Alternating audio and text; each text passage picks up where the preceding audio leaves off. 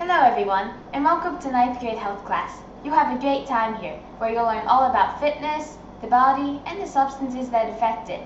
Feel free to ask any questions you may have during the class. The teacher will be able to answer every one of them. The first subject that you will be learning about is fitness. Fitness is the state of health that you're in. There are 5 general areas that define fitness. There is muscular endurance, muscular strength, cardiovascular endurance, flexibility, and body composition. Physical activity can increase your fitness. Some exercises you can do include push-ups, sit-ups, jogging, and stretches. It's very important that you exercise in all areas of fitness. One way to improve is by using the progressive overload principle, aka POP, which states that doing more activity than normal will strengthen the body. For example, if you do 10 push-ups a day, start doing 15. The body will learn to strengthen itself in order to reach the new number. There's another principle that goes along with POP, and that is called the FIT principle. It stands for frequency, intensity, time, and type. FIT shows the elements of exercise so you know how to improve. Now, why am I showing you any of this? Why is exercise important? Why am I showing you this video at all? Well, number 1, it's important to get educated. And number 2, it's finals week. There are some benefits of physical activity. Some of them include a lowered risk of heart disease, a stronger immune system, and relief from depression or stress. Stress. Everyone deals with it when something bad happens or work needs finished. It is the body and mind's reaction to the pressure and requests of the world. During the stress reaction, the body tries to remain in a stable condition by releasing adrenaline and noradrenaline. It also slows down the digestive system to conserve energy and tenses up the muscles. There are 2 types of stress. Acute stress is short-term, and generally it motivates people and keeps them safe. Chronic stress is long-term and eventually wears people down. There are effects of too much stress, so you must learn how to manage it. Ways to relieve stress include listening to music, exercising, and simply venting out your problems. Too much stress can lead to sickness, exhaustion, and headaches. Mental disorders happen when the brain and emotions don't work properly. If someone is severely traumatized by an event, if a chemical in their brain isn't produced enough, or if they are born with a disorder, he or she can have mental problems. Depression and bipolar disorder are 2 more common illnesses. Depression is a condition where people feel sad and hopeless. It can last much longer than regular sadness and is a legitimate problem. Symptoms of depression include losing joy in things that once made them happy, low energy, and feeling every negative emotion possible. People with bipolar disorder go from periods of mania to depression and sometimes a normal state in between. During mania, they are energetic, quick thinking, and become very happy or angry. During the depression phase, they have the symptoms of depression. Although therapy and drugs have helped in a lot of the symptoms, they aren't always effective. Another disorder is addiction, which brings us into drugs. Substances of use and abuse will take another lesson. Drugs affect the body in many crazy ways, even the ones with the best intentions. Medicine is used to make a person feel better if they're sick, or help cure a disease.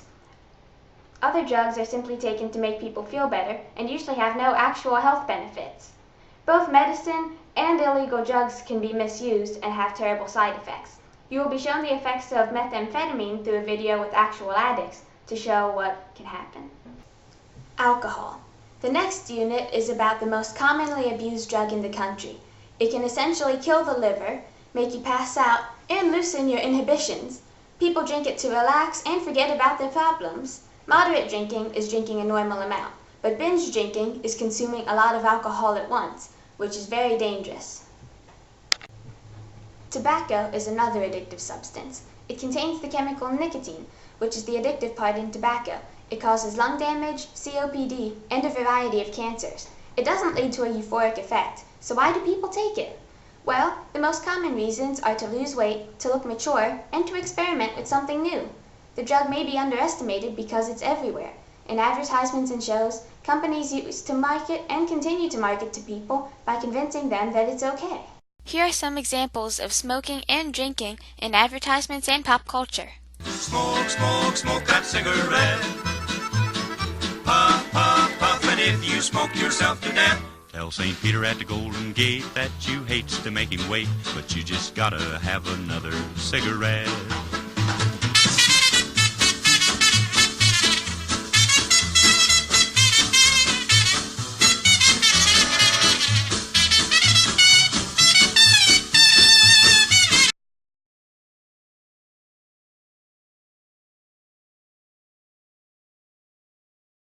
The next unit is body systems. There are 10 systems of the body that all work together to keep you alive.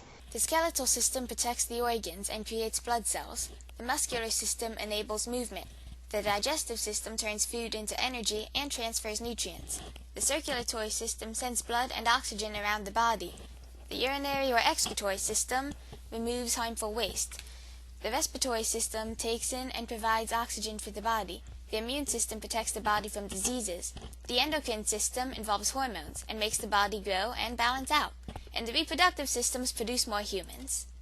Oh yeah, and the nervous system controls movement, the 5 senses, and pain. You will be required to create a poster, video, or some other type of presentation on one of these systems. They all work in perfect harmony and will continue to do so, but you need the proper care.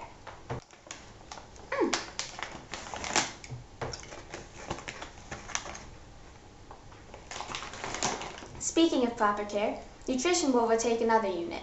There are 6 kinds of nutrients. There are carbohydrates, minerals, proteins, vitamins, fats, and water. Some of these nutrients supply calories, which are units of energy that the body uses. Each person has a required intake of calories that they need to function. Their needs depend on their age, gender, physical activity, and health. When the body receives too many calories, it turns the extra calories into fat for later use. Fat cells form and slowly destroy your health if there are too many. When the body gets too many nutrients, such as fat, it is called overnutrition. When someone doesn't get enough nutrients, it's called malnutrition. To keep healthy, eat a variety of foods that have a variety of nutrients from each of the 5 food groups: dairy, meat and protein, fruits, vegetables, and grains. Weight, which involves nutrition, is a decent indicator of how fit a person is. However, it isn't what you should worry about. Exercising for at least an hour a day and eating the proper foods is more important. The amount of fat, not weight, is what matters. However, there are multiple tests you can take to see how healthy you are through fat and weight. Number 1, a skin fold test. It essentially uses a device that pinches your skin to see how much fat there is. Number 2, the pinch test. It's a similar thing, only you use your fingers on the back of your arm. Number 3 is the BMI, or the body mass index. It's a ratio of a person's height to their weight. This isn't the most accurate method though, because a healthy person with a lot of muscle can weigh as much as a person with a lot of fat. Some risks of being overweight or being overnourished include heart attacks, diabetes, and increasing arthritis. Obesity is a very common disease in America. The next unit is about disease. You will learn about why people get sick and how the body defends itself. There are 3 types of diseases: infectious, sexually transmitted diseases, and lifestyle diseases. They all work differently. Infectious diseases are ones that are spread from person to person by microbes. Microbes are small, usually microscopic organisms. The microbes that cause disease are called pathogens. Bacteria and viruses are types of microbes that can cause many illnesses. When the body gets an illness, it goes through 5 stages of defending itself. Stage 1, incubation. A few pathogens are in the body and the immune system starts to fight it.